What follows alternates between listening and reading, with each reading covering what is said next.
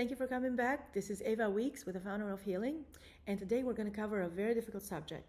We're going to talk about how do we support individuals who have physical and developmental abnormalities to move on forward. You know, I have seen in my life, in my journey, I've seen children who have certain developmental chromosomal abnormality, and they were told that they will never walk again, and they'll never go this far again. Yet, I've seen them walking, right? I was told that my children would be both physically and developmentally abnormal, 100% chance of that, and only 2% chance of making it full term, and 98% chance of dying inside of me. Well, I have 7 children. They're 100% healthy physically and developmentally. They were born as very smart children, and they made it full term, all the way up to the due date. So what did I do, right?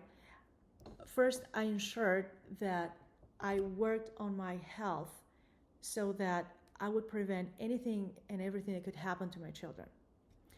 I limited Wi-Fi, cell phone. I limited dental work. Dental work, it shows there, you know, when you sign, that there's 80% of physical and developmental abnormality. I made sure that I healed my body to where I no longer needed medication, even though I was told that I needed medication for the rest of my life. I cleared out Hashimoto's. I made sure that I didn't have any body deficiencies, right? Vitamin deficiencies like vitamin D, which is very common in people.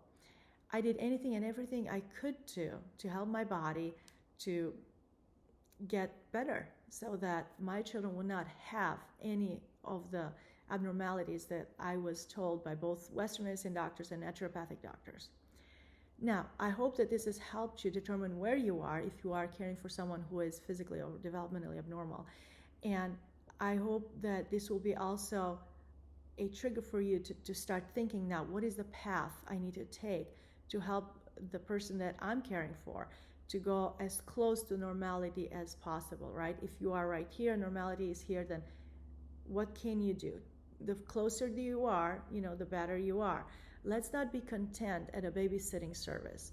I know there are a lot of services out there that they'll say, oh, we'll watch the basically babysit your autistic child. They can come to this school or that school. But that's not really healing the autistic child. That's not treating the autistic child. Just because someone is autistic doesn't mean they cannot benefit from a stool test or from food allergy testing or from some energy work or good exercise and brain stimulation, right? They can all benefit from that. There's not one tool that can heal all. This is a misconception that a lot of people fall under. They think that, oh, if I try just this one, then I will heal. No. Think about this. If something breaks at your own home, you're going to want to fix it, right? And sometimes you need one tool, then you need another tool and another tool, and you want to just work until you get it done, right? Until you fix whatever it is that you're working on. Well, the same works with our bodies, and I described it in my book titled, Let Me Lend You a Hand, that there's not one tool that heals all. You are going to need several different tools until you get to your ultimate goal. Only God knows your true potential, and all your job is to try the best you can to get to that potential, right? And sometimes, yes, there are cases to where someone can only come this far, and that's okay. It's better than being here, right? But do not limit yourself. Do not limit the individual you're caring for because someone else told you that you can't be normal, right? You cannot go as close to normality as possible. I've seen cases where people have gone really far, and you know, my children were the case, I would say, where they came really far. You can do it. You can get there. I know it's difficult, but let's not limit ourselves. Let's not limit the care for people who have certain developmental abnormalities or physical abnormalities. Let's push them. Get as close to normality as you can. Limit the x-rays. Limit the things that can prevent you from growing forward. Do not be content. It's simply a babysitting service. You can go further than that, right? You can go forward. I encourage you to watch my previous videos if you haven't seen them. And I really wish you a healthy journey.